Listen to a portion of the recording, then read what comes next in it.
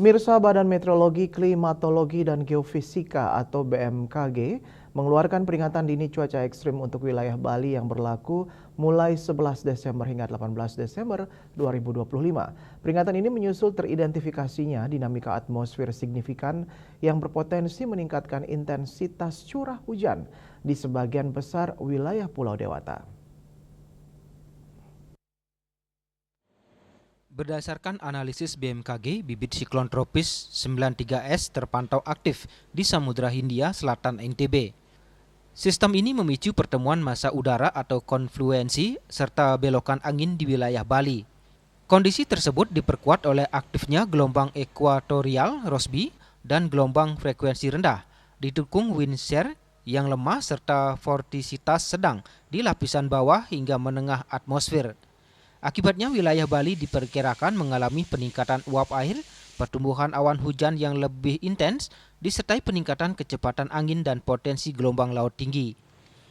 BMKG menetapkan potensi hujan sedang hingga lebat yang dapat disertai angin kencang berpeluang terjadi di Kabupaten Badung, Kota Denpasar, Tabanan, Jembrane, Bangli, Gianyar, Karangasem, Klungkung, dan juga Buleleng.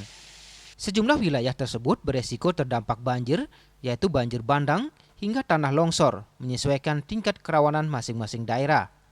Selain itu, masyarakat pesisir dan pengguna jasa kelautan diminta waspada terhadap tinggi gelombang laut berkisar 1,25 hingga 2,5 meter yang berpotensi terjadi di Selat Bali bagian selatan, Selat Badung, Selat Lombok bagian selatan, serta perairan selatan Bali.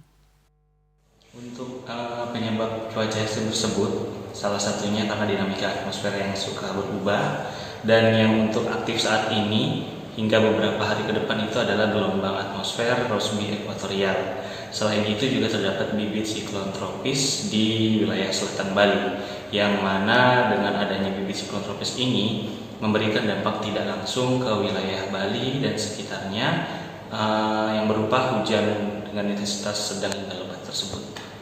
Untuk banjir di Karangasem itu salah satunya karena bibit siklon tropis yang saya tadi bilang, efek tidak langsungnya seperti itu, hujan lebat tiba-tiba dengan durasi hanya sekitar 1 jam, itu sampai menyebabkan banjir bandang.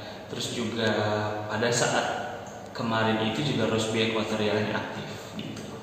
Jadi memang dua fenomena ini kalau bergabung lumayan bisa memancing hujan di wilayah Bali.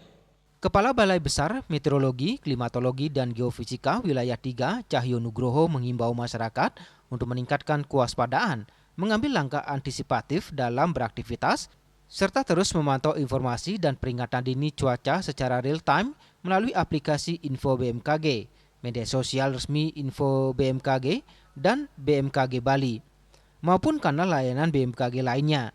BMKG juga mengingatkan masyarakat agar tidak mudah mempercayai informasi cuaca dari sumber yang tidak resmi dan selalu merujuk pada rilis BMKG sebagai acuan utama. Indrawan, Bali TV.